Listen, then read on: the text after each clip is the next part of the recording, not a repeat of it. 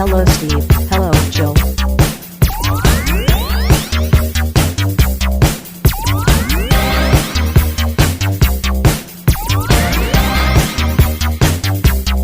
It's time to game classy. You have been admitted. He's hot-blooded. Check it and see. He's got a fever. Fever of 103. 103. Hot-blooded. Hot-blooded. It's still probably my favorite episode of Octane Hunger Force when Carl gets the foreigner The belt. foreigner belt. Yeah.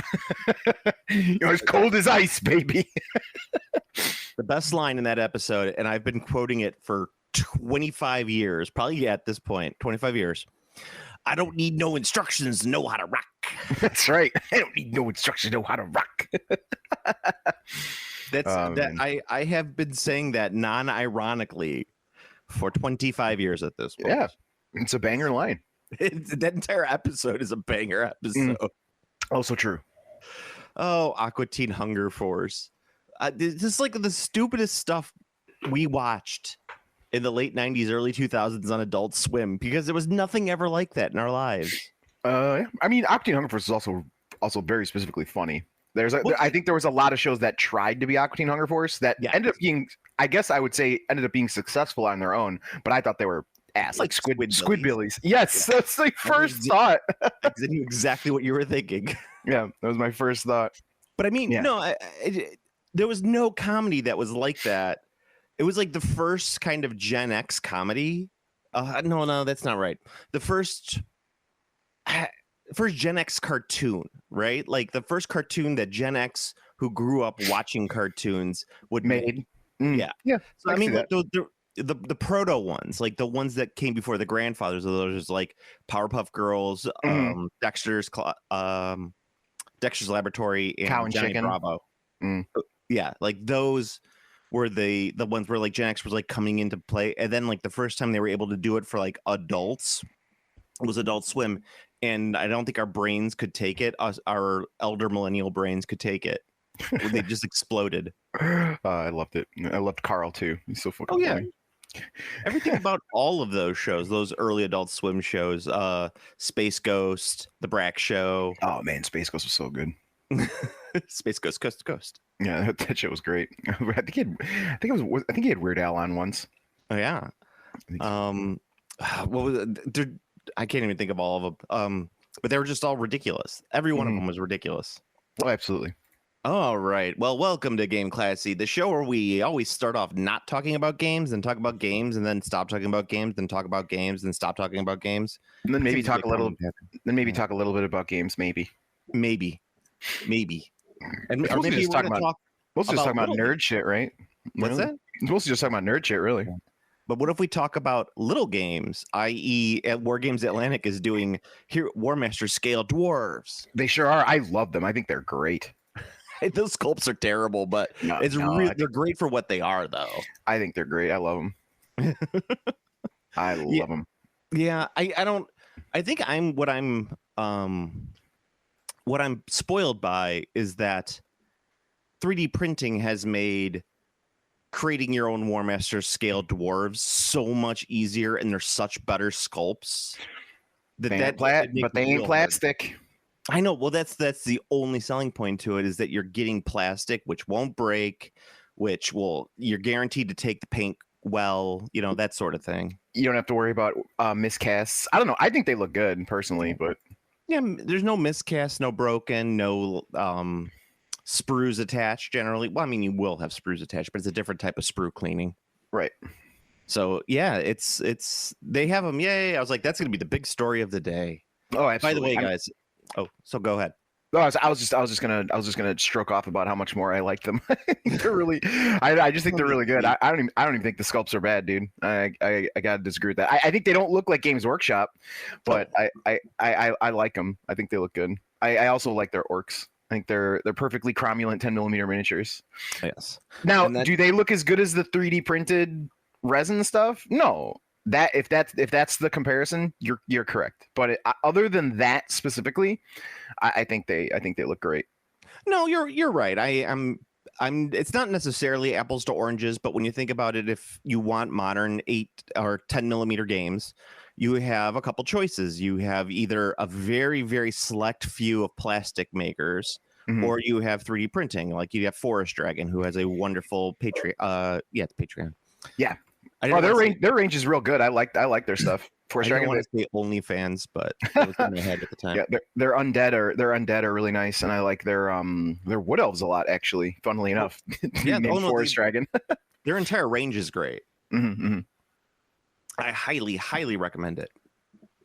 But yeah, if you're making that comparison, it's like the two main things that you have to make the comparison about at that point. If you really don't care about sculpt, it's about cleaning. So for War Games Atlantic, you're probably going to have to clean the base and or the bottom of the base where it's attached at the sprue, and you might have to clean off some mold lines. But with resin printing, you're going to have to pop the support sprues off, and then you're going to have to like clean off all the little nubs that got attached. Yeah, the various there gubbins. there are trade-offs to it. So my personal biggest negative for the War Games Atlantic 10mm is the ranges aren't big enough yet. That's really all it is. Because like if I want to make a complete dwarf army, it is not there. Which I mean, that's fine. Just you can start your 10mm stuff, but you're gonna be doing a lot of waiting. You know what I mean? Holy shit, this is going to be our nerdiest episode ever because we're talking about 10mm for probably close to 10 minutes. At this point, gamers are just tuned off. They're like, 10mm, I only play games for big boys. No, there's at least one 10mm sicko right now who is like very excited. Just going at it. Other than myself, of course, who is a 10mm sicko. But I was going to say, who puts out fantastic 12mm box sets that are super affordable and like really great? Warlord Games. Do they? But they only do historicals. It's over. Yeah, but here's the thing. They put out these beautifully sculpted, amazing boxes. I mean, if you got a second, you look up, Warlord Games, their 12mm range. I think it's Epic Battles or something like that. But if you look at it and you see like for $250, this is what you get in this box. You're furious with Warlord Games saying like, why aren't you doing like orcs versus dwarves right now? Like, you know how many box sets you'd sell of orcs versus dwarves in 10mm put out like that? People would lose their fucking shit. Well, I mean, anybody over the age of 40 would lose their fucking shit. Yes. 10mm sickos would. Yeah, they've done these box sets for different periods in time. They've done Civil War, Revolutionary War, Napoleonic. They just did like a Roman box set. I don't know if that one's out yet, but it's just like you look at them and you're like, holy shit, these are awesome. How come I can't get a fantasy box like that? Do you know how much money Warlord Games is throwing away by not having an orc versus dwarves box set like that with a couple pieces of terrain for $250? I don't know, maybe like $100. Yeah, it could be about $100. Yeah. Profit. Yeah, no, I agree. I think there's I think they have a I hope that they do it. They won't. They don't. Strangely enough, Warlord has never done a true fantasy game, like a ranked battle fantasy game, and I always think that's because they're so tied historically to Games Workshop that there's kind of like a tacit agreement not to do that. I see. Even though they did do Beyond the Gates of Antares. Beyond the Gates of Antares. Yeah, I mean that would make more sense for them to do a fantasy one, considering if you're talking about, I guess, like politeness or tie, it would be far more unlikely that they would try to go against 40K than fantasy, right? Yeah. If we're just talking pure dollars. What about their conflict game? What about that? Conflict 47? Yeah. Conflict 47 was built off the bolt action rules. We talked about it on the podcast probably close to 11 years ago at this point. They're finally releasing a lot of models for it, it looks like.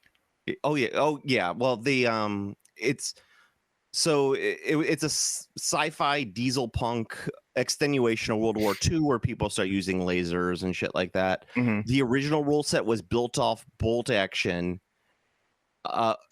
But there was something funky with the rules, so now they're putting out like a second edition of it, dropping a lot of the old models and doing resculpts. Okay, that's why I'm seeing a bunch of new stuff for it. Because I thought it was really old, but I kept seeing a bunch of like new, new things pop up about it. And I was just kind of like, that's kind of odd. I thought that game was old. So Yeah, as I said, we talked about it 11 years ago on the cast, where I was just really mad about the fact that like none of the progression of their of their technology made any sense. yeah, okay. Like why all of a sudden do Germans have these walkers and the US is using lasers on tanks that don't look like any tanks that we have or something like that? I'm like, technology all makes like a natural progression if you're doing stuff like this. Right, you got to have the curve. I mean, maybe they. To be fair, maybe they talk about it in their lore. No, or they do the cheat mode. There's always the cheat mode. My favorite is that where you just go, yeah, it's alien technology that they found. yeah. Well, I mean, I think they do that. I think they're part of the game. And any alternative World War II game will have alien technology involved. Yes. I mean, if that's what it is, it's like, okay. It's like, well, you've hand waved this sufficiently enough, sir. That we will call that the game classy rule of alternate history wargaming. You must hand wave sufficiently. Yeah. Any changes to technology that do not look progressive must be hand waved by alien technology. There we go. Now we're talking. That's, we're going to be up there with Heinlein's law, or Heinlein's razor or Murphy's law. They're going to talk about us for years. It's true. They're going to call it the classy constant. The classy constant. Oh, that's good. I do always prefer the one I like to quote is Bettenridge's law of headlines, which is if it's asked a question, the answer is no. It's a good. It's a really good. Tomorrow? No. It is a good. What is it, like, rule of thumb, actually? You know what's also really good about? I'm using it on the internet in forums and such. Whenever someone posts a video or something that you don't like and it has that question, you just say the answer is always no. Just always yeah. Or link to the Wikipedia article. That also is always impressive. Oh, I like that.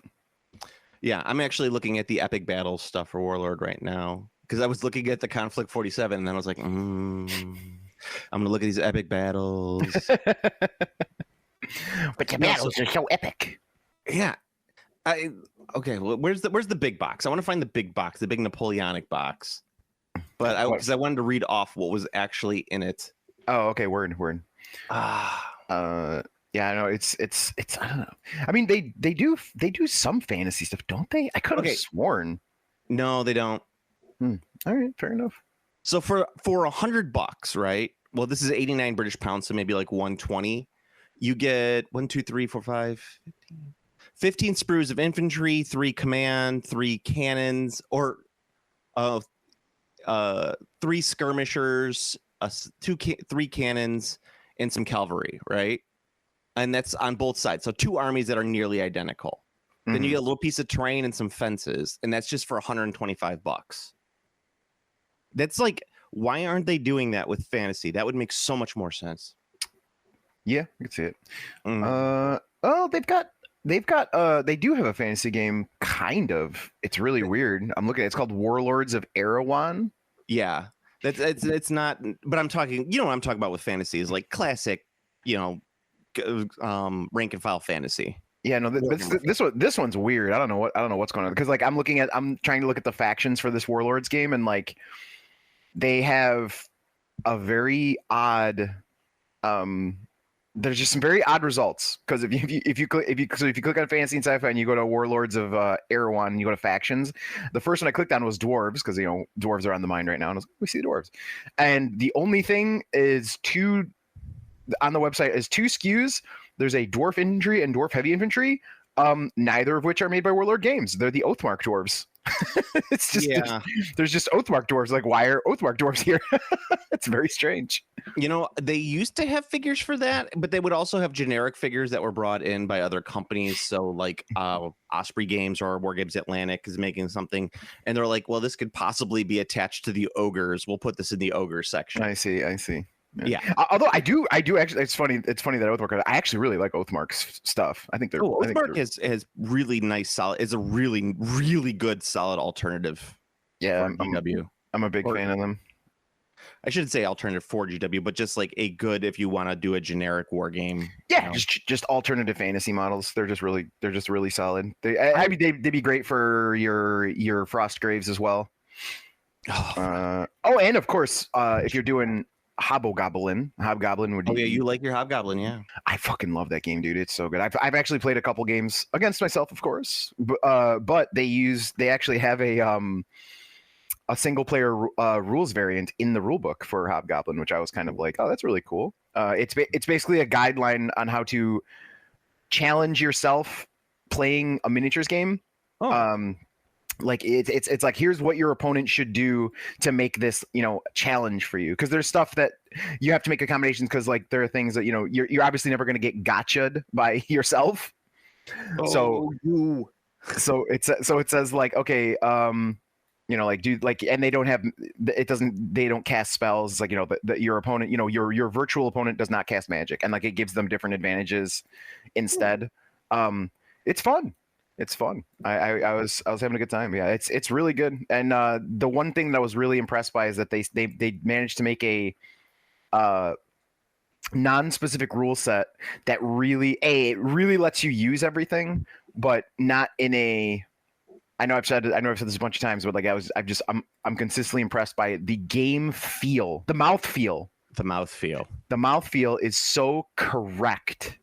Now you're talking like a food blogger. Yeah. It's so correct. It's awesome. It's really, really cool. Like when you run your orc unit into a chaos unit, they kind of feel correct as long as you've used the rules, because the rules you can apply are enough that you go, oh, okay, that makes sense. It's like, so like, heavy infantry and this and that, and I'm adding, frenzy. I'm adding like, elite. I'm adding this. So like, when you make a unit of chaos chosen, try to like push the unit. Like I want to make a unit of Khorne chaos chosen. So you pick the rules, you put it together.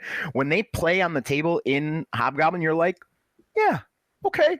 Like that's really how I felt about it. I was like, oh, all right.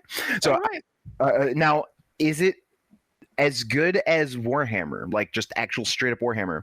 My answer to that is sort of.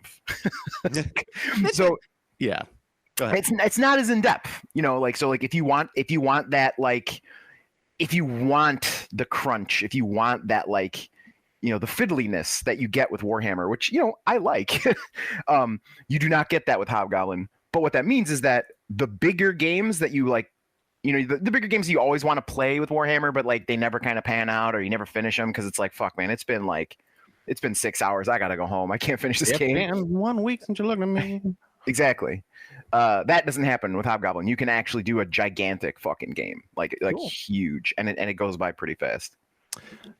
That's always something like with 3D printing. I know we talked about it earlier. Is we always like, man, we should be able to do, and we can at this point in 2025, 26, put together a War Master army in 28mm scale, and we can actually play it. Like, that's amazing, Steve. Yeah, look where we've come to. It's pretty neato. Yes. No, it sounds like Hobgoblin's pretty great. It's a good war. What am I thinking? Kings of War. A good Kings of War competitor. Yeah, and that's the thing. And like Kings of War is good, and I like Kings of War, especially the newest edition. They fixed a lot of my problems with the game, but Kings of War still has you have to use what they offer, if that makes sense. Like you can't just grab whatever and throw it together and have it make sense. It has to be like you're using the dwarf army. Like this is the list you're using. These are specific. So it's a lot more specific than Hobgoblin. If you want to go to the most generic, you go play Hordes of the Things, where they're just like, yeah, you could just put cubes out and you're fine. Go play. So I do love Hordes of the Things. If you've never played it, Steve, you really should. Hordes of Things is awesome. Yeah, it's just, you just throw whatever on. You're like, yeah, just use whatever. It's the most abstract war game ever. Mm-hmm. Yeah, it's good. I will second Hordes of the Things. But Hobgoblin also works at any scale, because you can straight up just play, like, you can just, if you have 10mm and you want to try Hobgoblin, it just works. And they actually even say, like, don't even bother like converting it to centimeters. They're like, you can, but we recommend still just using inches. And I was like, oh, okay. Yeah. Well, anyway, That's a lot of. I'm moving away from 10 millimeter talk, Steve. I'm moving away from it. But I got all 10 millimetered. I know. That's actually funny if you think about that, like a little deeper than just the surface joke. Mm. Sorry. So this is a weird podcast. We're recording a week after we normally would record because my power was out for the whole day, and we're reporting a week earlier because Steve can't make it next week. So we're probably going to miss a lot of news in the total of everything going on here. So that doesn't matter. I know. I know.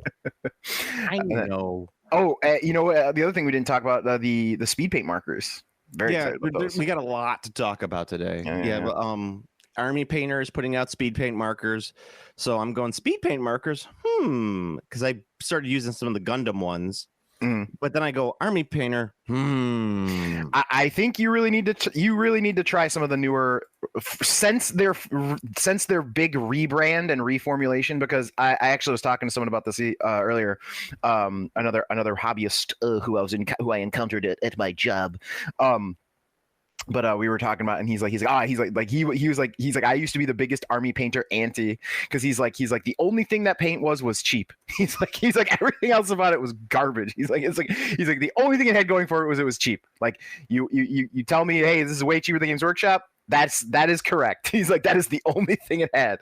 But with the rebrand, when they did their 2.0 stuff, like the Speed Paint 2.0, and they rebrand their paint range into Fanatics, they really did reformulate all their paints. And this is something that I didn't even know because I didn't start using it until very recently. Like, I think, my Mordheim Orc Warband was the first time I used the new Army Painter everything. And I'll tell you, it's really nice. They really made an actual paint range. It's not as thick. The coverage is good. The handling is good. I was like, damn, I'm kind of really impressed. I bought it expecting it to just be cheap, but no, it's actually way better than I anticipated. So I'd give it a shot. Grab one of those John Blanche triads and do something with it. I'm gonna try out the speed paint markers because I feel like they're just gonna be like the Gundam markers, No, they're full of speed paint, so they won't be like the Gundam markers. That's the thing, is like I want to see how this is gonna work. As I always say with speed paints, speed paint does not make you a better painter. It just makes you the same level painter faster. So if you're a bad painter, it's probably going to make you just paint bad faster. Yeah, it's important to remember the best use of speed paint is to just kind of remember that it is, if you're using it as basic design, all it is it's letting you skip steps. But me, it's like generally I don't consider a model done if it's just got speed paint, but there are exceptions, and it also depends on how the finished product looks. You never know. Yeah. Well, my feeling on speed paint is a tool. Yeah. You have to use lots of tools when building anything. Right. So a speed paint is a hammer, right? You can build shelves with just a hammer, but they ain't going to look good. You got there'll be shelves though. There will be shelves. There'll be shelves, but you got to use a saw. You got to, you got to use varnish. You got to use paint. I think that's good. To make the shelves look good. And that's just basic shelves. If you want advanced shelves, you got to have, scroll work. You got to do all this fun stuff. And you can't do it all with a hammer. It's true. That is probably the most coherent metaphor I've created in years, Steve. Yeah, no, that's good. It fits for Army Painter very well, and I think that's good for Speed Painter very well. And a lot of times too is if you I got another tip for anyone who wants to use Speed Paint and maybe is still struggling to improve their painting. Honestly, a lot of the times, if you literally just use the Speed Paint and then a wash, you're gonna be kind of fine. like not even kidding. Like it's like seriously, like if you're grabbing, or if you're going straight Army Painter, literally just grab some speed paints and grab the appropriate shades. And after you do the speed paints, just shade with the shades, and I think you might be pretty impressed by your results if you're trying to do speed paint, especially compared to just doing speed paint and leaving it. Well, I mean, like here's my Imperial Fist yellow that I'm working with right now, and this is done like just the yellow. I start off with Contrast Iandan yellow, then Uriel yellow, then Bad Moon yellow, and then I do Dorn yellow. And then after all of that, I do Cassandora yellow, wash. And that's just the yellows. I have to use 2 different types of contrast with actual layer paint underneath each layer just to kind of get a yellow that I like. And this is over white. So yeah, you can do just contrast, but most of the time you got to use multiple things, and mine don't even look that great. Yeah, well, I mean, I think the other thing too is, everyone must remember, our army versus like on my Instagram. I'm very happy with my Tomb Kings, and my Tomb Kings are coming along very nicely. I'm very, very happy with how they're coming along. I just started up Tomb Guard, and the thing that's got me most hyped is I'm just kind of like winging it because I've never really come up with a paint plan like this before. But no, it's Zenithiel, it's some speed paints, and it's that all over wash, the not Minwax. Yeah. And I'm really, really satisfied with how they're coming along. Yeah. I just always say water-based wood stain. Water-based wood stain. Yeah, there we go. Yeah, that's it. Yeah, so I'm really happy that they come along. And even then, I mean, I did a little bit of like after the water-based wood stain, maybe just pick out a little bit here and there. And then after I did the basing, I was like, man, these look pretty good. I was really happy with how they turned out, and it's very fast. Would I enter them in a painting competition? No, but that's not what they're for. They're to put a nice looking army on the table, and I think that is what they look like, a nice looking army. A nice looking army. So do you want to talk about the news that everybody wants us to talk about? Is it the Epstein files? Release the Epstein file. No. He's deploying troops to Chicago. We're all going to be fine. Oh, okay.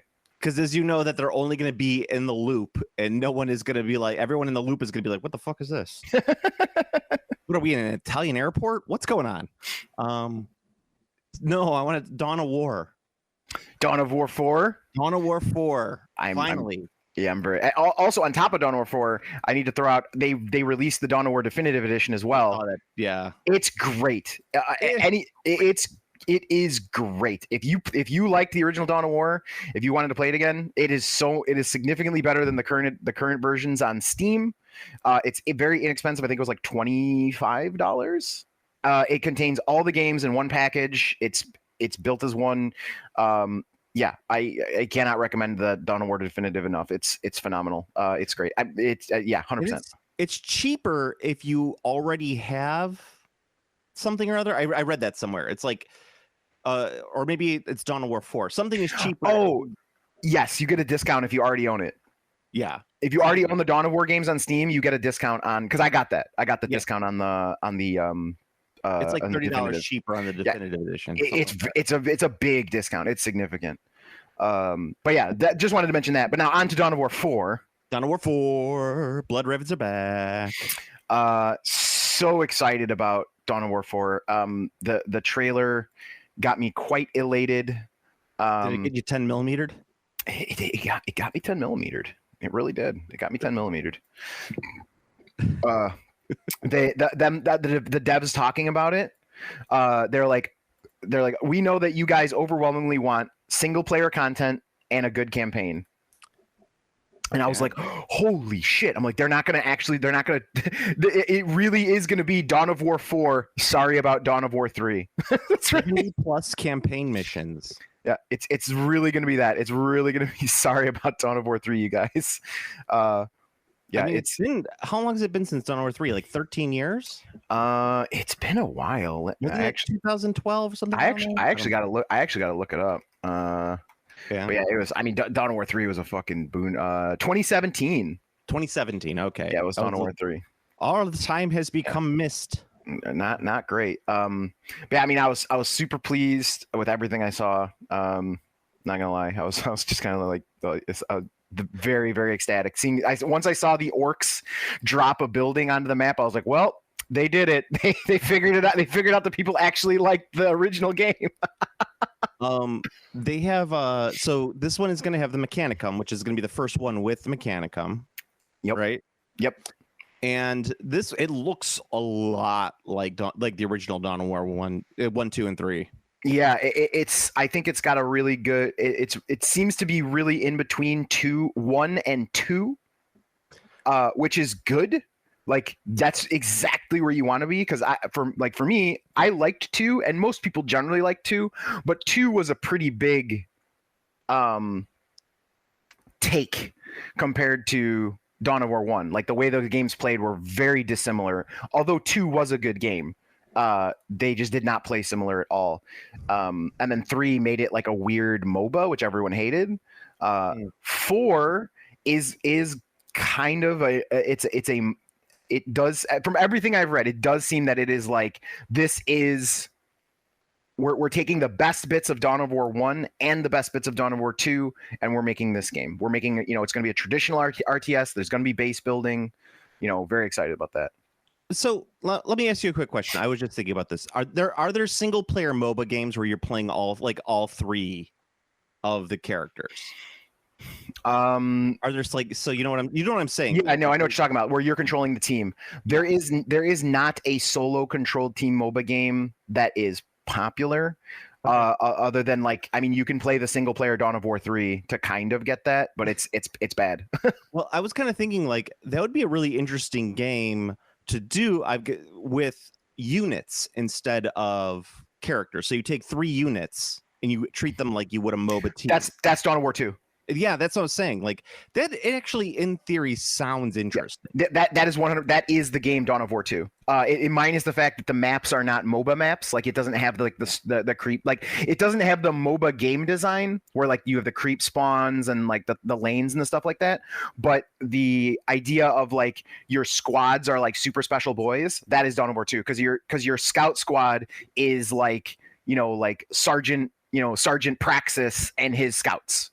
Yeah. And that is the squad you have, period. You do not change anything. That is the squad. So you have a hero leading the squad, and they're the guy, they're the portraits you click on and you can see their HP just like in a MOBA, in the upper left. That is how Dawn of War 2 operates. So I think if they actually made a straight up MOBA 5v5 multiplayer, I think they actually might be able to pull that off with 40K. They might actually be able to do that, a squad based MOBA.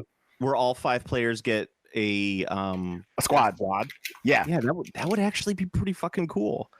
And imagine this, Steve. It's all of the squads look relatively the same, I'm saying in terms of ability. Mm-hmm. But each player, so no matter who's playing what would get a tactical squad, right? But let's say that you give the players the ability to pick out how the squad looks with just using the Marine builder from Space Marine 2. Mm-hmm. So you're my main is the attack squad with a sergeant with a chainsaw. You get to customize the sergeant for power sword, blah blah blah blah blah blah. But you also get to play around with their uniforms, with the colors of the armor and their symbols, and so you're able to say I main Sergeant Praxis's tactical squad, but this is my colors for the space sharks. Do you know that people would lose their absolute fucking mind on that? Oh yeah, for sure. Yeah, this would make way more money than my 10mm Orcs versus Goblins plastic. True. Yeah, you know what? We said it here on the podcast, so when someone eventually does it, that was our idea. That was our idea. Yeah, we'll get $100 out of it. And it doesn't work. You can't IP claim mechanics. That's not a thing that's allowed. No, I'm not just talking about mechanics. I'm talking about the uniform. Right. That part right there. We'll claim that. Good call. So the Space Marine 2 customization of a unit for a MOBA.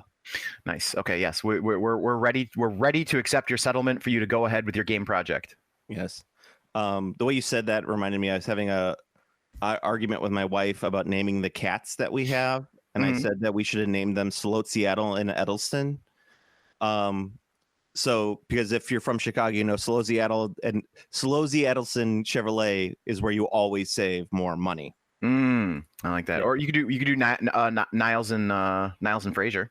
Yes, I did think about Niles and Fraser. Actually, I wanted to do Niles and Niles and Maris. That's good too. Yes, Maris. Maris.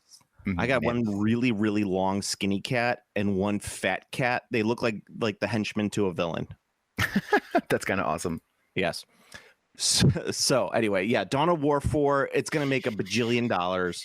There's no way that Games Workshop literally put this into production because of the money they got from Space Marine 2. They were like, it put them so in the black, it became a black hole, and they gave money to all their employees. So they were like, how do we repeat this? Well, what's an IP that people love? Dawn of War. Let's put out Dawn of War 4. Yeah. Yeah, there's no other game that in GW canon that could make as much money as Space Marine 2. The only thing that could do that would be Dawn of War 4. Right, which is happening now. Yeah. They gonna be printing money. They're gonna be printing money, Steve. Printing money. I mean, I'm super looking forward to it. I'm a big fan. I mean, most of my gaming time is spent on Total War Warhammer and then occasionally Dawn of War Definitive, to be honest. So this is likely a game that I'll actually play. It won't fall into my bad habit of which I am doing much better with, of just buying games and never touching them. Yeah. Oh yeah. So let's go down to Dawn of War 4, where you get the Mechanicus, the Blood Ravens, generic Space Marine, Orcs, and Necrons. So you got 1, 2, 3, 4 factions in the starting game. And how many factions are in a 40K, Steve? There's like 15. There's a lot, right? There's a lot of factions. So guess what all the expansions are going to be for Dawn of War 4 for a long, long time. Oh yeah. The only question is how they're going to. I assume they're probably just going to do each faction as a separate DLC. Would be my guess, but I don't know. We'll find out, I suppose. Oh no, they're doing.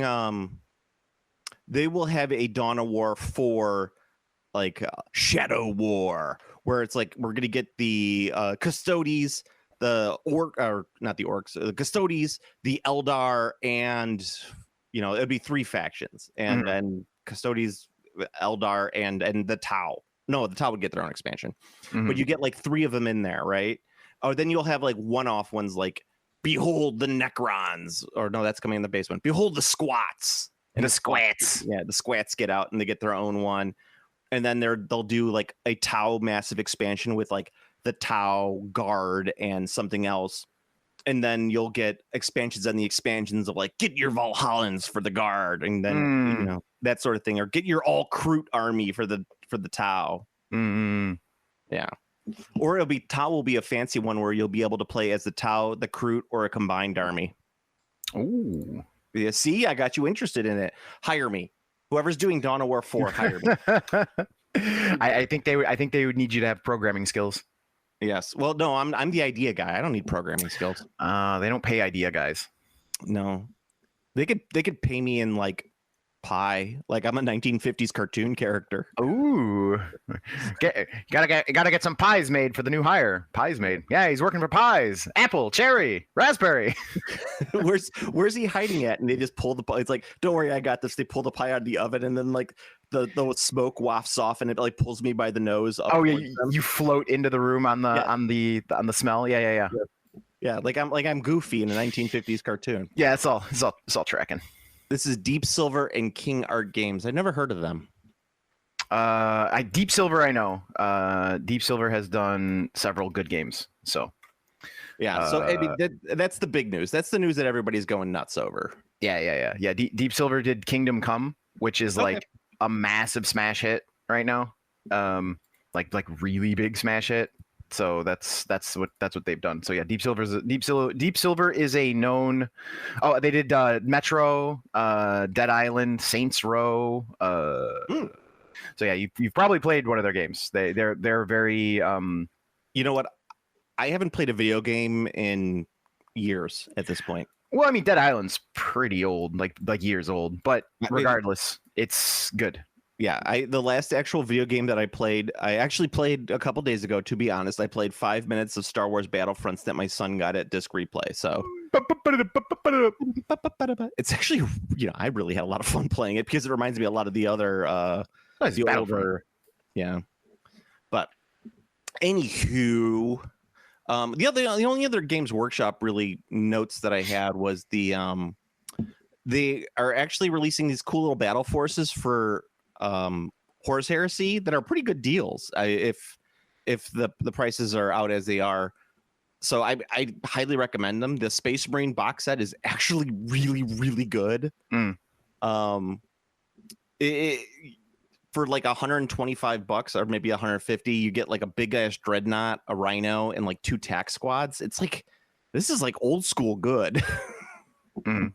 The dreadnought is the Leviathan dreadnought, which is not as good, but it's still pretty cool if you just want to play with it. And they also did one for the Mechanicus that's really kind of fun to put together. If you look at it, you're like, fuck yeah, giant robots. I get 9 giant robots. This is exactly what I want when playing Mechanicus. Yeah. I mean, that makes sense to me. And you get the Solar Auxilia, which gives you like, it was a squad of 20 guys, a 5-man command squad, and like 2 sentinels and a tank. Like that's everything that I'd want. Remember how cool those battle forces used to be, Steve? Yes, they were awesome. Like, this is totally old school GW battle force that they don't make anymore. True. Yeah, I was thinking about that for the old world. I was kind of like, I do like the army boxes, but this game would be so much better if they sold like battle forces. Like, this is this is what I think, Steve. I think if Games Workshop shopped it out to some customers and said like, or regular players and said, if you were starting this army, what would you want? Mm. And then the people would tell, like, they could get a conglomeration of people putting it together. They could put it together in the box, and then they sell it that way. It would be so much better than their current method, which is, I'm going to give you this giant army box where about almost everything is useful except like 2 things that you'll never, ever, ever use. And that kind of bothers me. Or we're going to give you so much of this one unit, and it's not going to be good in the game. Now the box sets are actually a little bit better because they buffed infantry so much, but still, even still, they're like, no one needs that many archers in an army ever. Right. I have never played a single game of fantasy where I have used more than 10 missile troops, except in like a wood elf army. That's it. Yeah. I think I'm trying to think of like what I've done. In High Elves, I had a unit of 21 archers, but that's because they could fire in ranks of 3. Yeah, I don't know, I've never played a gun line. I always just thought gun lines were really boring and one-dimensional, and I never thought that was an interesting style of play, because like gun lines are always like, you either just completely destroy the other guy before he gets a chance to pick up a dice to hit you, or he reaches you fast and you lose. Like, I've never been a huge fan of that style of play. Yeah, I mean, I always just kind of used what I felt was appropriate. So I think the heaviest one would definitely be my Orc and Goblin army, where I had 2 blocks. Well, I mean, I had my block of 20 archers and my Tomb Kings, and then I had my block 2 blocks of 20 Night Goblin archers with Fanatics, and then 2 Bolt Throwers in my Orcs and Goblins. So that's like the most missile troops I've ever played. No, you're right. Yeah, it's just I think it's fair. I don't know. It's fine. Everyone wants to do a gun line once in their life. Yeah, I don't know. I can't. I don't like the gun line. I'm not a huge fan of it either. I've played Gunline Empire and Gunline Dwarves, and it's just boring. Yeah, exactly. That's what I'm saying. Like, I don't want to. It's not entertaining because you're literally just like, well, I'm rolling dice. Oh, you reached me. My guys die. Cool.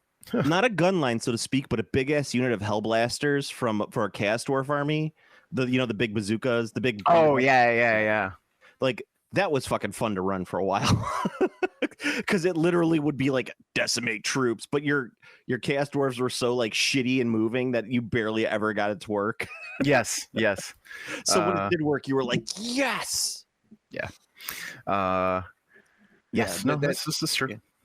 So you could get any of those little starter army box combat forces coming soon, but you could get them for a game that's near impossible to build an army in. So yes.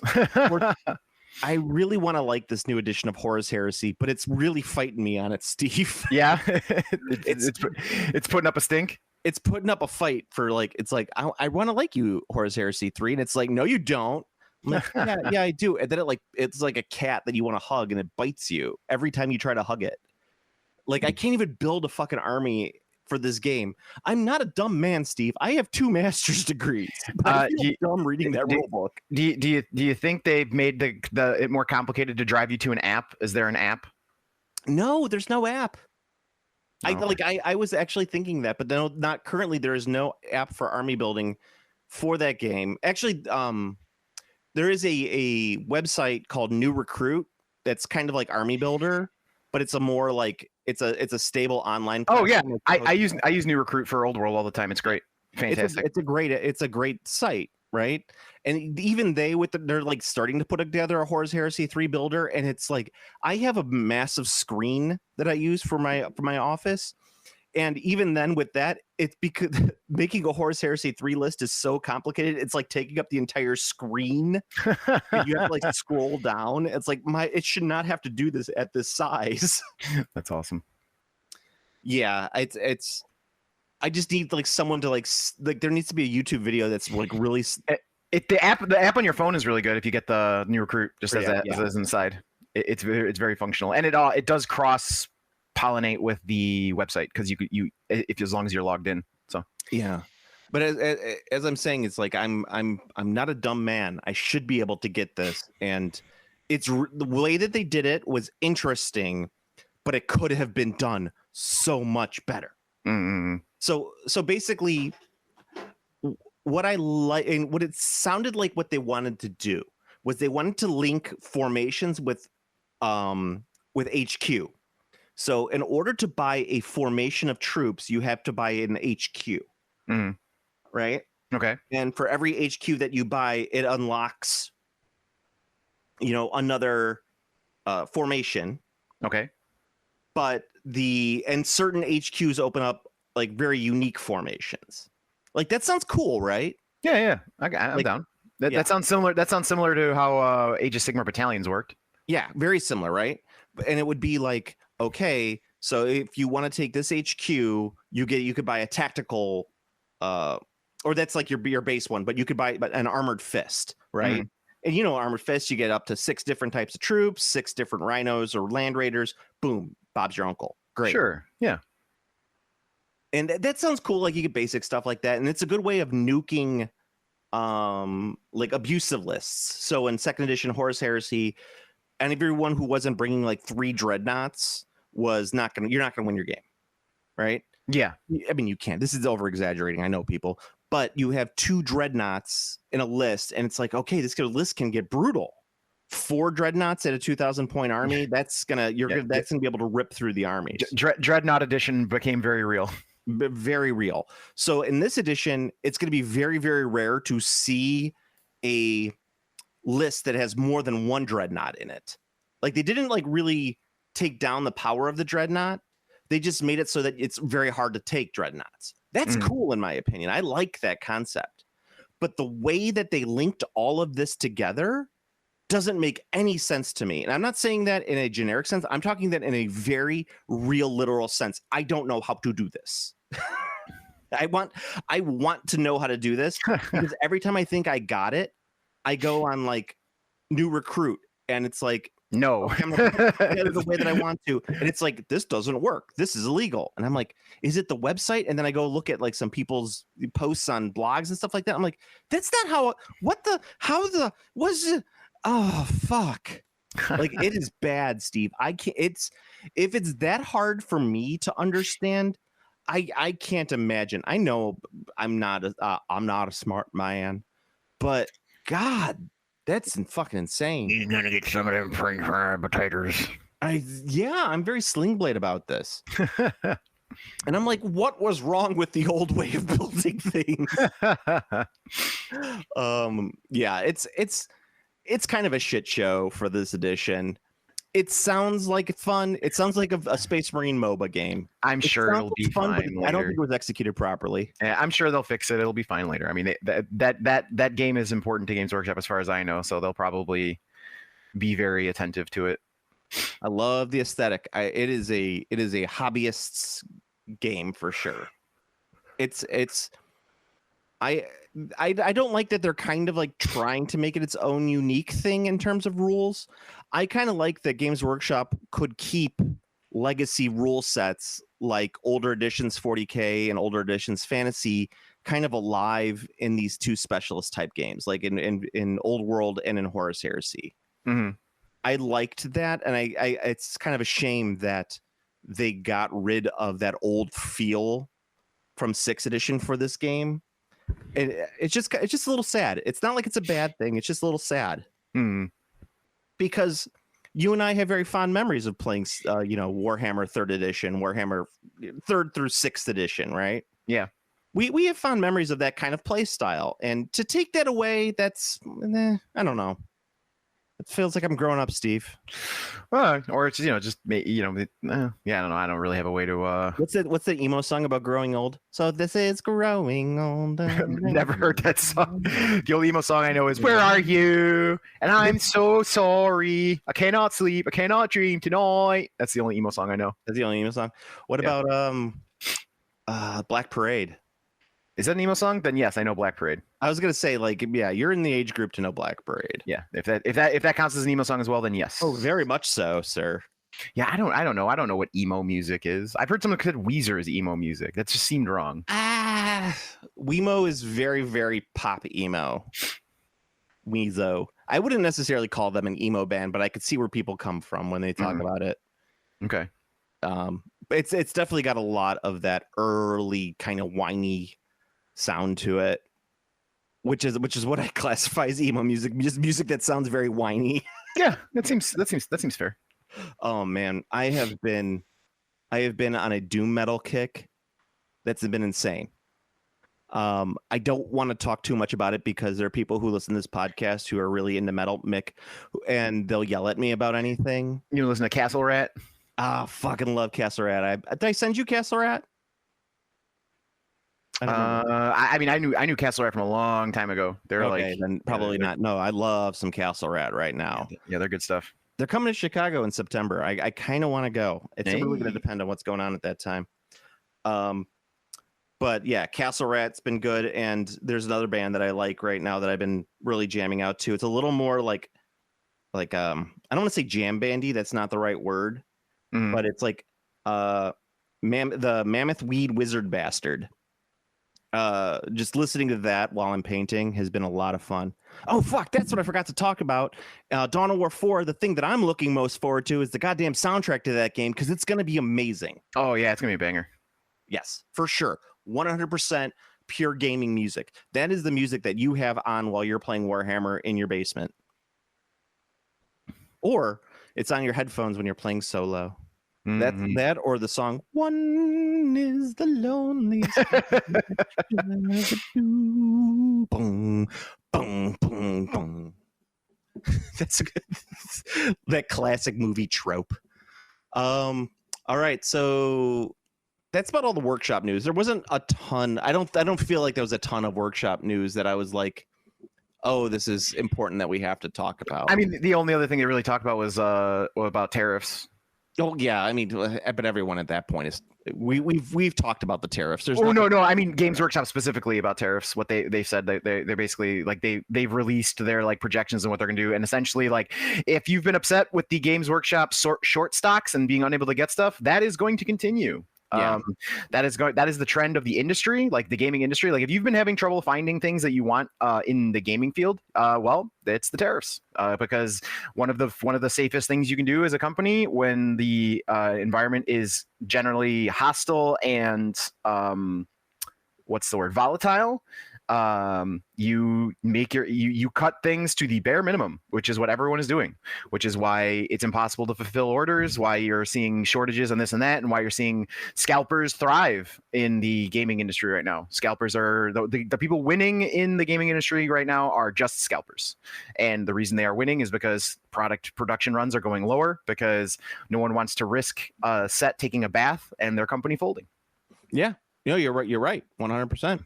So that is directly because of the tariffs. And it's not like a exaggeration. Like it is literally because of it. So no, you're 100% correct. I am in cohesion with you on your thoughts. Yeah, and I think they said they're going to be and then obviously there's going to be an impressive price rise from Games Workshop. So be on the lookout for that as well. Yeah. This is at this time it's smart for Games Workshop to start doing things like I don't know. It would be smart for Games Workshop to really focus on smaller games where you don't need a ton of stuff, or like a one box sets. So that way you could take the hit on the tariff and players can not have to feel like they're shoveling out as much for things. So like do a Warcry box set and then do a Necromunda box set and stuff like that, where there's very playable out of the box. Yeah, no, I agree. Yeah. I did want to talk that Games Workshop and that I read on Bell of Lost Souls of all places. I want to give this one credit, but they say that D&D is likely prepping a Dark Sun expansion. So Sun, huh? Yeah, Dark Sun. All be in. You're never gonna get your Al-Qadim. Never gonna get it. Oh yeah, I mean, there's no fucking chance they're gonna make an Al-Qadim. Come on. They put out Dark Sun, which I believe has a very important story. Like the basis of that story is on slavery. Yeah, it's they're putting that out before Al-Qadim. Oh, they'll never do. No, I mean, they will never touch Al-Qadim ever again. There's zero shot they'll ever do Al-Qadim because of insert whatever thing you want, whatever reasoning you want, because there's plenty of reasons why they won't do Al-Qadim. Pick your favorite. Pick your favorite. Is it is it cultural insensitivity? Is it? I mean, I also don't agree with that, but whatever. Pick one. There's plenty of reasons. Arabian Nights, like Arabian days, more often than not, they're hotter than hot in a lot of good ways. Arabian Nights. Yes. Is there like a Susie Sue song called Arabian Nights? I don't know. B, I don't know who Susie Sue is. Oh God. We're talking about emo. Yeah, the emo music from the 80s. Very good. Very much like The Cure. Okay. Friday, I'm in love. Yes, very much like that. Okay, cool. Oh man, now the other people who listen to emo music are gonna comment, and we're gonna get in trouble for that. They're coming for you, bro. Yeah. Hotter than hot. In a lot of good ways. yeah, that's what I'm talking about. It's great. How can anybody be mad at that song? It's so wonderful. That song's great. Are people mad at that song? I mean, I would imagine that people who have Middle Eastern background might be upset. It's very stereotyping. Would they? I don't know. I have a weird. Wasn't that the song that they had to edit because they're like, cut off your ear if they don't like your face? Wasn't that like the original line that they cut? And that I do not know. Yeah. I don't know. I find that most people don't seem to actually care much about the supposed stereotyping in those kind of things. I don't know. That's just something I've been noticing lately. Yeah, when you can't speak for everybody, because you know what I love 100%. I love it when Family Guy makes fun of Italians. I have exactly. I have 50%. I have a very Italian roots, and I'm not talking far in my past. My family only came over less than 100 years ago, and I could trace my family back through Italy. But hey, I'm a first generation immigrant, and I love when people make fun of my races.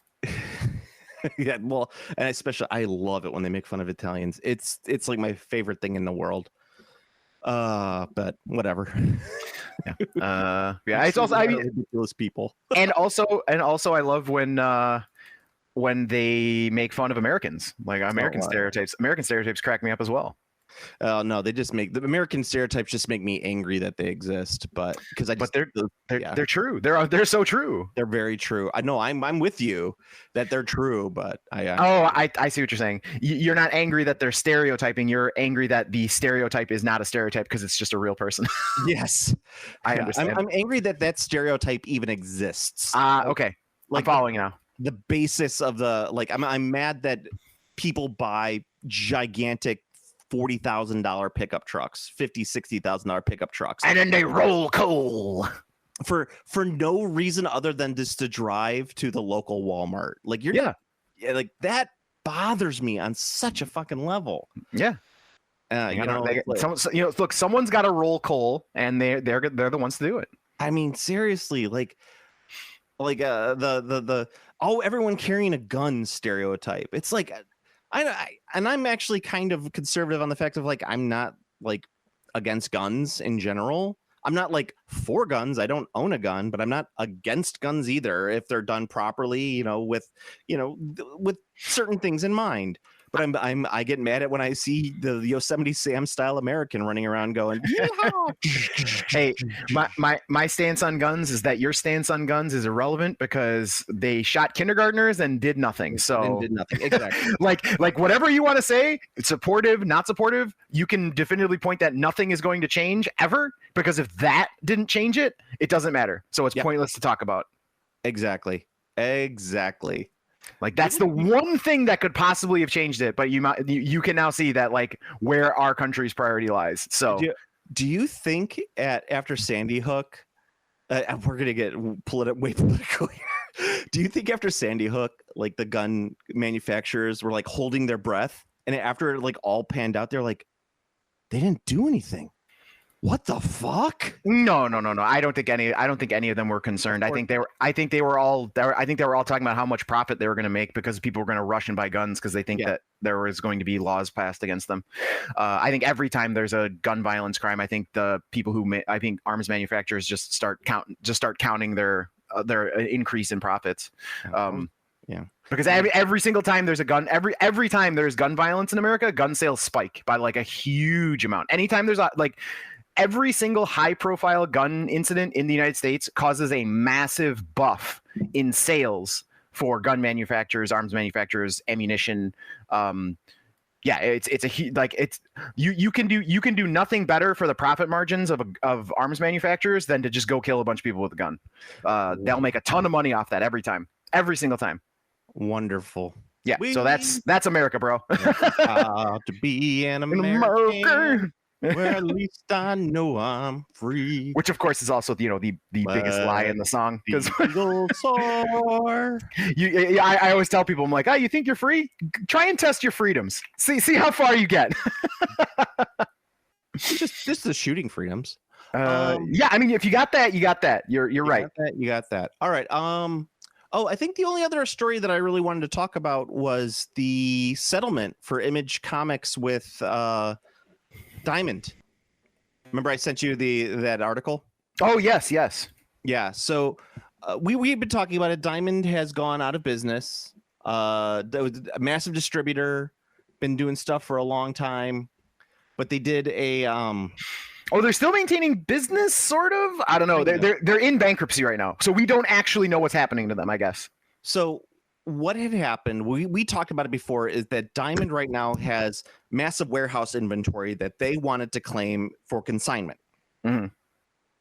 And all of the manufacturers of all of that stuff that had been that was going to be distributed was like, no, you can't sell our shit. That is our shit. Yeah. We are going to take it back. Yep. You have to pay us for that shit. You have to pay us for that shit.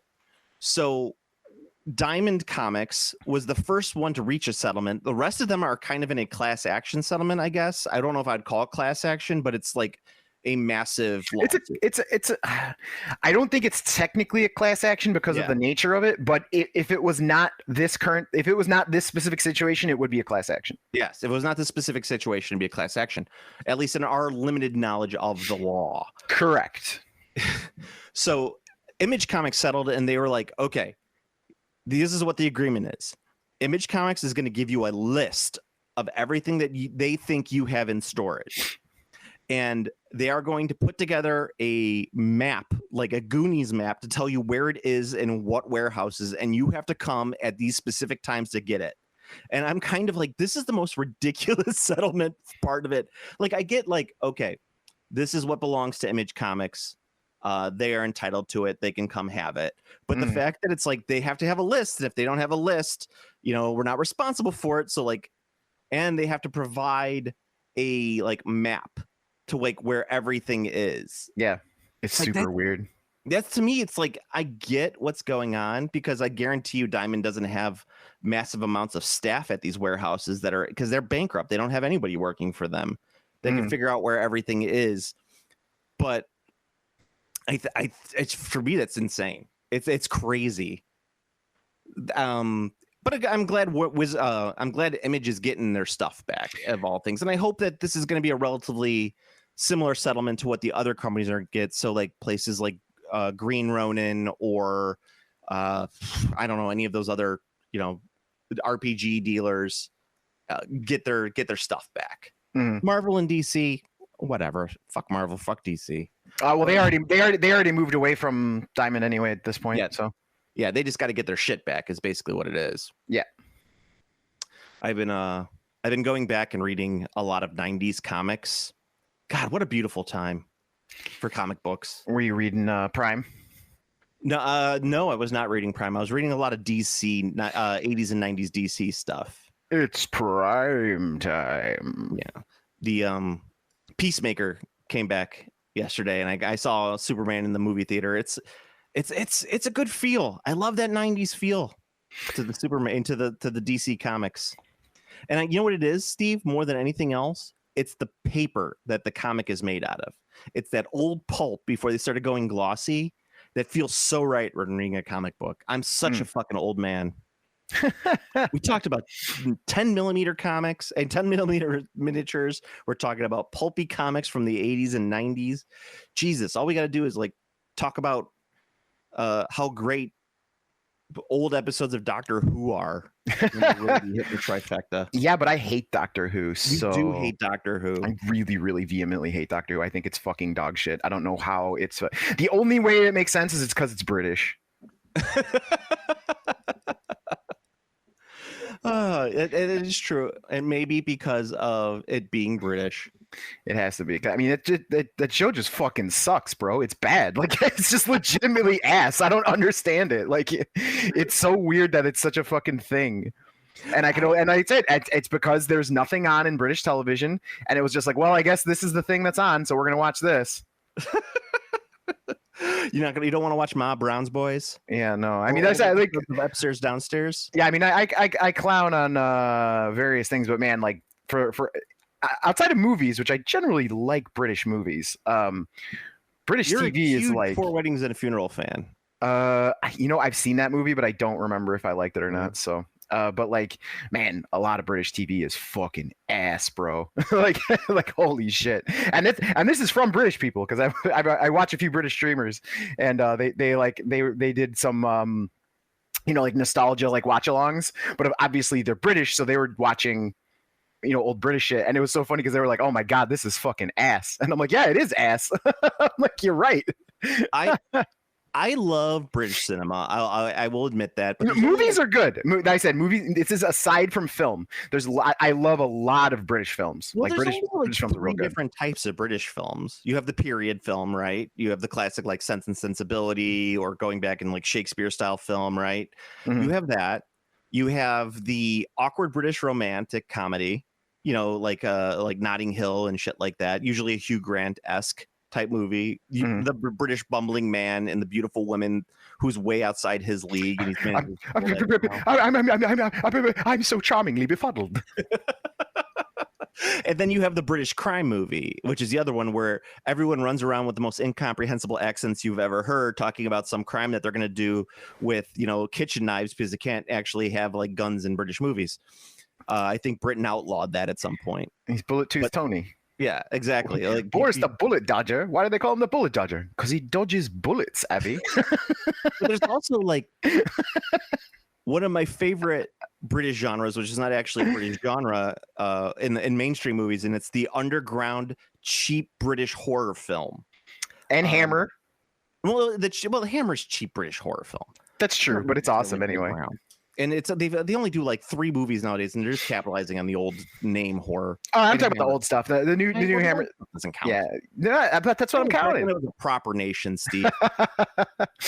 We used to be a proper country.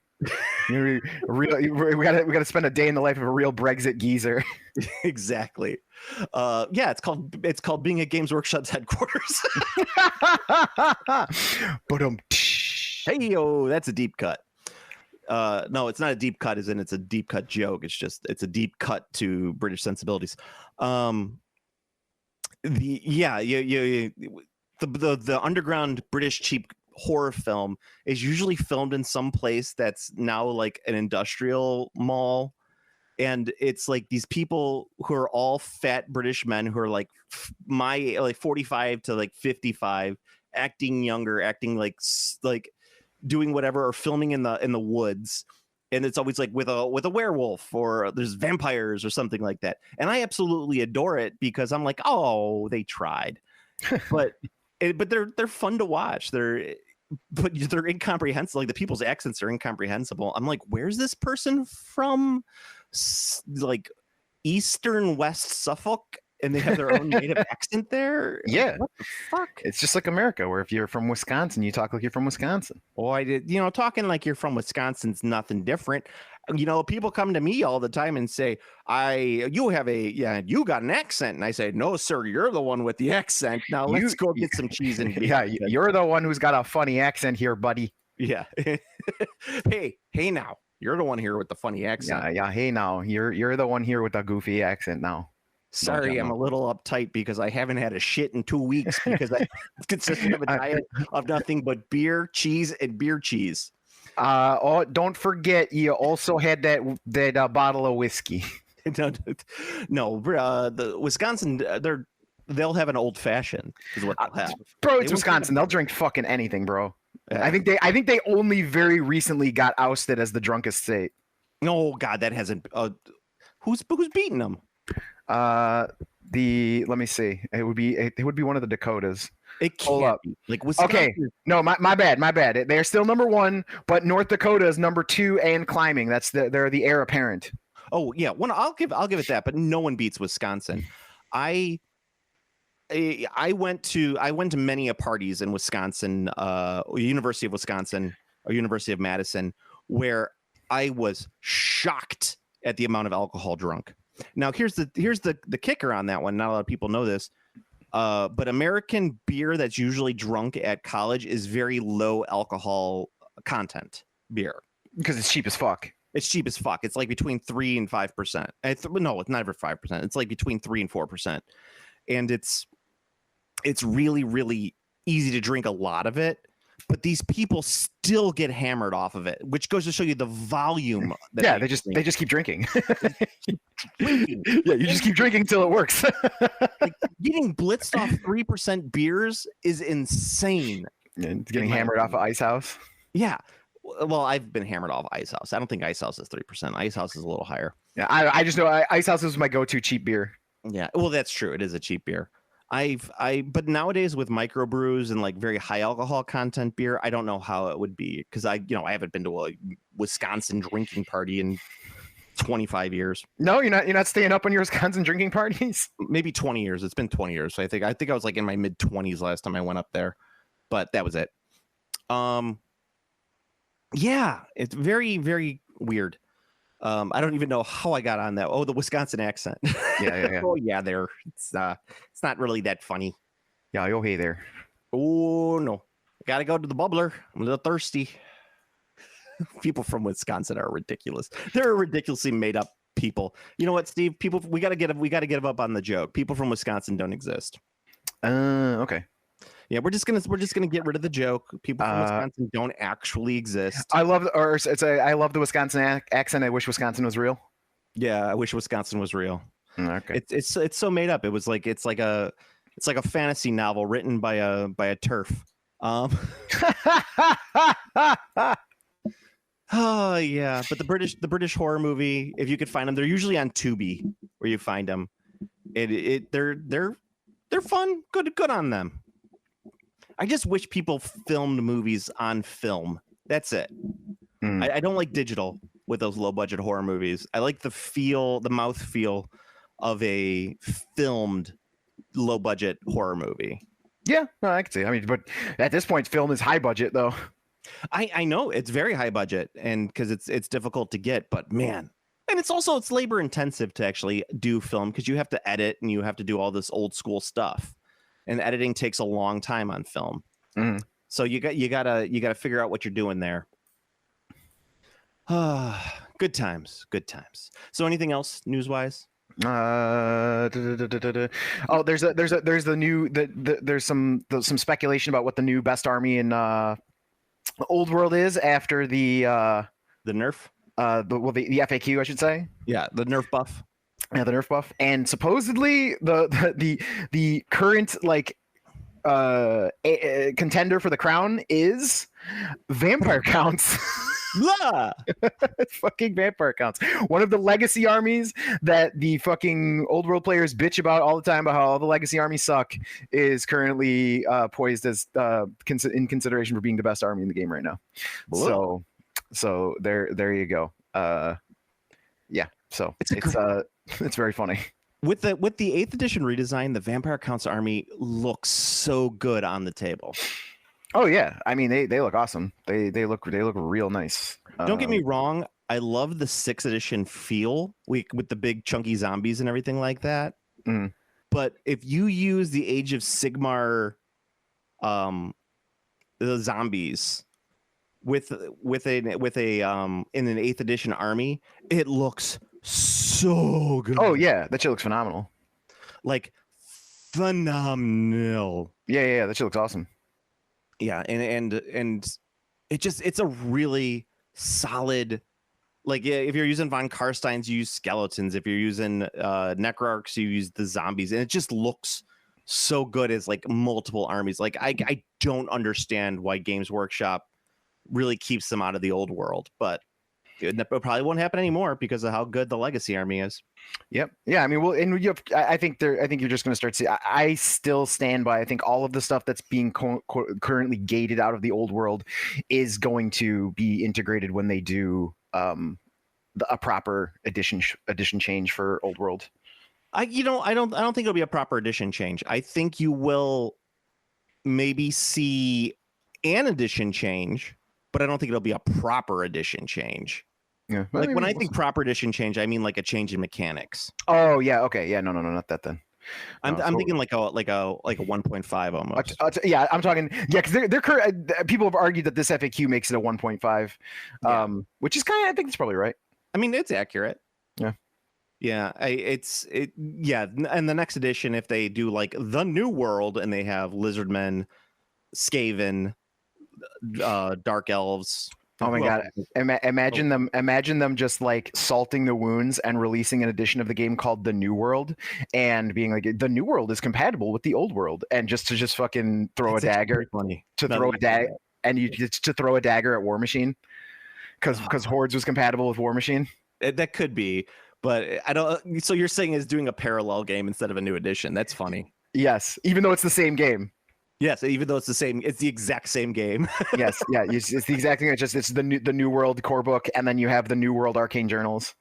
Yeah, that'd be just pretty funny because all of the expansion armies not in the book can probably fit in the old world kind of feel to it. So, well, actually, it's kind of funny now that you say that the FAQ is a 1.5. They just released Cathay. They can have a room to put in Ogre Kingdoms and Chaos Dwarves very soon if they wanted to. Oh, I picked up the Cathay book. Yeah. I finally picked it up, and they did actually do the stuff with the yin and yang mechanics from Total War, but they made it based around their magic phase. Oh. So when you have to see if the winds of magic are blowing in favor of yin or blowing in favor of yang, and then that changes stuff for your army, which I thought was really cool. That's interesting. Yeah, I was very happy to see that. Yeah, the book's nice. Oh, and the Terracotta Sentinels are in there. The reason that people weren't talking about them is just because they were just so overshadowed by the lanterns. Yeah. They're just mid in comparison to the lanterns. They're still really good. It's just the lantern is just that good. It kind of just casts a very long shadow. Yeah, especially because it's high up. Yes, exactly. A very long shadow. Yeah. But Hey, but yeah, then the other armies are all New World, which is Skaven. You could do vampires with the Vampire Coast, Lizardmen, and Dark Elves. Yes, and then also I think who else is missing? Hang on, let me think. What armies are out of the game? Well, Border Princes. Chaos Dwarfs. I Border said, that with I said Chaos Dwarves and Ogres work well with Cathay. Yeah, and you've got the Border Princes. There's a Border Prince army coming out in that campaign book with the Tomb Kings. I've heard. So we're gonna see what that means. Is it we're gonna get pikes, Steve? Proper pikes? Maybe. No, it's in Italian. We got the Italian pikes. We got the Italian crossbow. We got an Italian pasta. It's all Italian. The Tillians. Italy. Should I do it like? So would my Border Prince's army be like true Italians, like, hey, I'm gonna go sleep in the middle of the day and collect the paycheck, or is it gonna be like New Jersey Italians, or is you like, hey, gabagoo over here? I'd like to say Jersey Italians because that's funnier. Halfling party boat. You get that out there. The halfling without a shirt on. It's got all oiled up. You have to use some glossy spray on him. Show the grease. Yes. There's one Italian guy going, all right. That's funny, but that's the only one. You're gonna stop right there. you only get that one. You only get that one. It was good. It was good. But that's the only one you get. Yeah. This is all right. We're all having fun. we have fun here. We have fun here. And then the last thing is that they announced the Fizzband's Treasure. I don't know if you're following the collectible dice stuff for D&D. No, I'm not, but I remember us talking about that. Yeah. So they were doing a new item in the range. The mystery D20 is coming out soon, and it's exactly what it sounds like. It is a box that has an extremely oversized D20 in it, and it's random. Oh, you know what? Actually, here he is. Fan Roll unveils D&D Fizzband. Oh, that's actually kind of cool. I mean, it's way too expensive. I mean, it's a 25 millimeter D20, so it's very large. It is very large, yeah. So the $25 is actually a very good price for that size of D20 because that's just kind of what they're in. And then you buy one, get a cool die, and like there's a bunch of rarities and stuff like that, which is hey, neat. I'm not a huge fan of dice collecting. I know a lot of people do that. They go out and they buy specialized dice and all of that, and it's like I get it. I just I don't need that many dice, and I don't think that specialized dice really mean anything.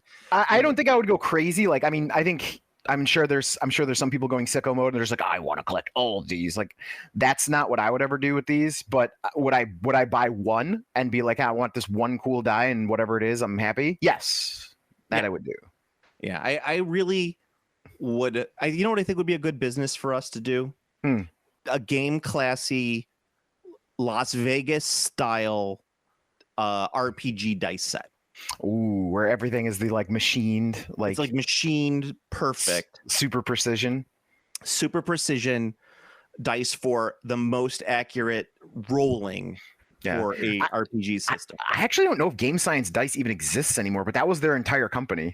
Yeah, I'm just saying that we could do that and like put it out there for like, or we can do the D6 balanced accurate tournament dice set. We've talked about it before of like how tournaments do not allow and do not have shared dice. Yes, is ridiculous.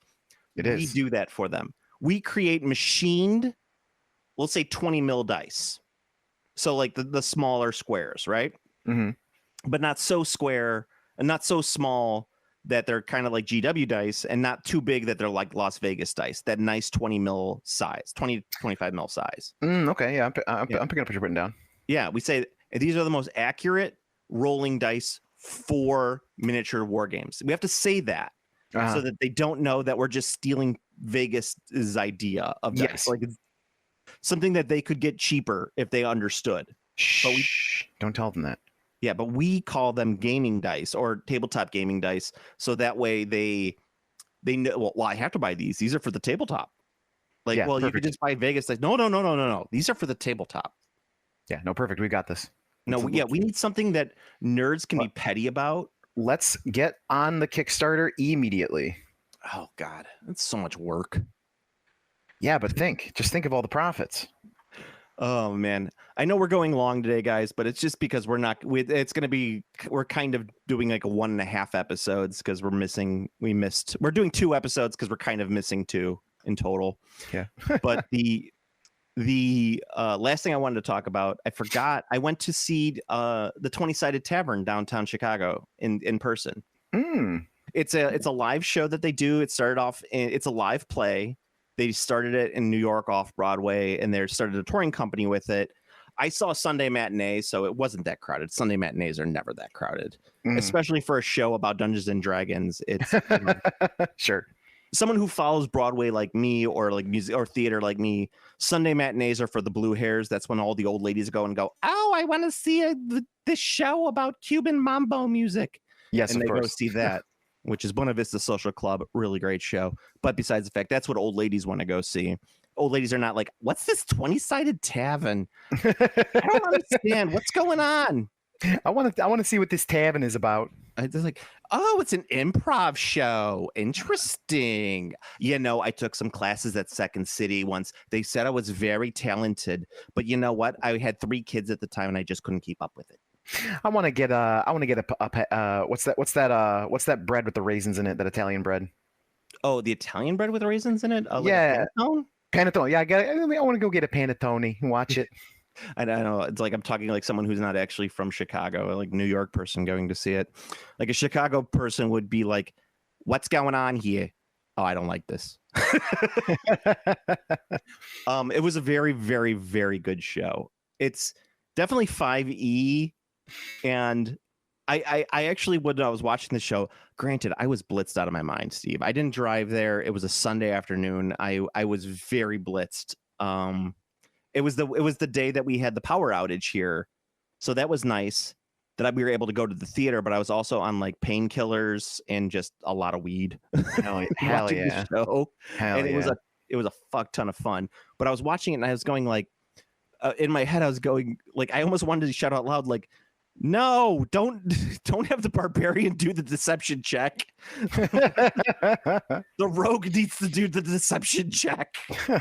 That's so funny. Because it's audience participation. You're allowed to use your phone to like choose what the actors are going to do. Like they'll give you some choices and they're doing that. And I'm like, God damn it, people. They're not going to succeed in this mission. That's funny. Yeah. And some of the players were pretty good. I know one, the thief was done by a girl a woman. I'm sorry, a girl. It was done by a woman who does a lot of like Roll20 stuff or Critical Role stuff. I don't really know that much because I don't watch live plays. Shittical Roll, bam. Shittical Roll, got him. LOL, got him. But she was really good. Everyone else was really good.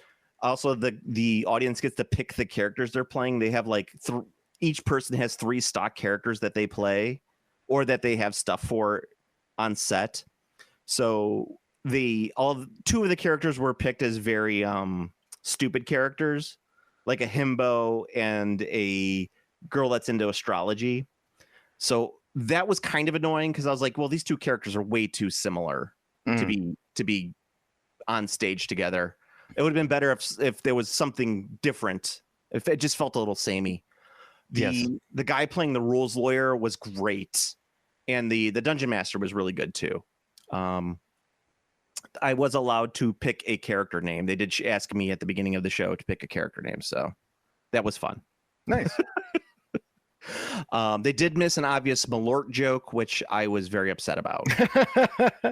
The Lort. No, they were talking about like a gross tasting drink, and I honestly, while they're building up this bit, I was like, oh, they need to pick. They got to make a Malort joke here. This has got to be a Malort joke. And they never went to the Malort joke. And I got mad because I thought they were setting it up. And I was like, God damn it. It's an easy. I would be more upset. The only way I would be more upset is if they went like really quick and made the Malort joke, but they built it up so much. I was like, well, the punchline has to be Malort. And it was not. And I was pissed about it. I see. Yeah. That does sound shitty. But yeah, it's kind of an expensive show to go see. I feel for like, it's a 2.5 hour show. You're getting a lot of entertainment for it. Yeah, it's a pretty long live show. Yeah. And they go through a full adventure. It's pretty fun. But I kind of feel like it's a little pricey. I did the lottery for it, which was great. And I got the tickets cheap. Like they were only $30 a piece if you get them through the lottery. And we were front row. So that was nice. great. Yeah. You got good seats too. That's good. Yeah, we got good seats. We were front row. Front row at some shows, not so great. Front rows at an improv show is actually pretty good. Mm. We got those front row seats, and it was a good solid show for like me and my wife to go, $60. So if you got a chance, play the Broadway in Chicago lottery, go see it, or Broadway in, I don't know, wherever city you're in, Broadway in Milwaukee, which is just cheese. So yeah, that was something I got to go do, and it was pretty good. I would highly recommend it. And you know me, I'm not a live person, so live play person. But it does like the simplicity of the way they ran it made me as an actor go, oh shit, how come I never thought of this? God damn it. Like, it is really, really simplistic in how they did it, and it didn't feel super improv-y. Like it actually felt like people who played the game more than people who were actors. It was more like players who were also actors, as opposed to actors who learned how to play the game for this show. I dig it. Yeah. So, more people are up there acting as opposed to playing by the rules, but it felt like a good balance of the two. I would like to do it for Call of Cthulhu, so everyone has to wear like really, really awkward, tight Victorian era, Edwardian era clothing and top hats. Ooh, and we're top steampunk hats. now. Yeah, and monocles. What's in that little door? That's my rat, Ratatouille. He's got a rat. He's got a rat. He's got a rat. Oh, Cedric, why did you ever think that was going to work? College football. Fantastic. So anything else we want to talk about before we end? No, I think I covered everything that I was looking to cover. I think we did a pretty thorough classying this week, I think. Thorough classing. I also saw Weapons, and I enjoyed it. Oh, yeah, I've heard nothing but positive things about Weapons, so better than Barbarian. Okay, and I like Barbarian, so. Yeah, it was... I the few complaints I have about this movie are nothing bad. I think that they're more just, they're not even complaints. They're just kind of like, that was an interesting choice. I didn't know if it needed to be that way, but I'm glad he did it. Okay. Kind of thing. Okay. Yeah. So, but that's a sign of a really good horror movie to me. Like, that was an interesting choice. I wonder why they did that. That doesn't mean I didn't like it. It just means that it was an interesting choice. Got it. LOL, got him. So got him. Go to the Game Classy Facebook page, which is the best place to find the link to our Discord. The best place that we could talk about stuff with other people. Lots of fun posting, lots of bitching and moaning. Standard gaming room accessible. Mm-hmm. It's like our own little game store right there, where people could just complain about things that they love.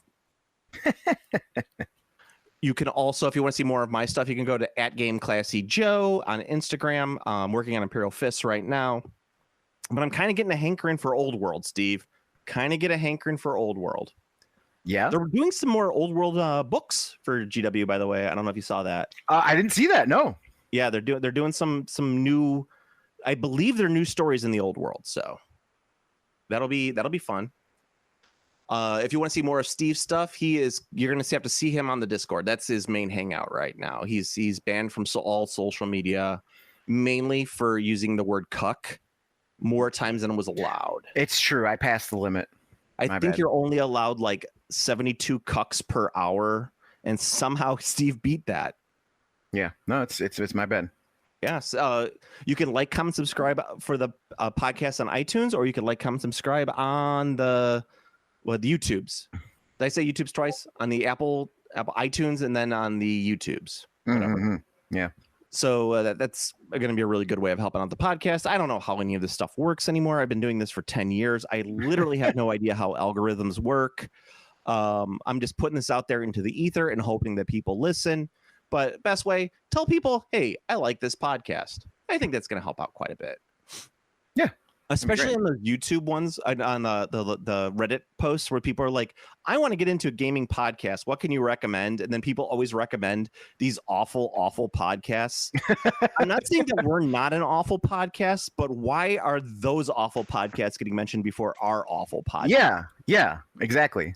Like, we're not worse than these people who are getting up there. These people are awful.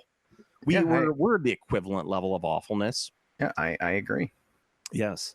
So that's probably going to be the best way you can help out the podcast. So, Steve, I give you ample runtime up to this. Until next time. So it's very illegal to say, I want to kill the president of the United States. Now, it's not illegal for me to just say I'm going to stop you right here because I do not need this. Okay. Later. Bye. Game Classy.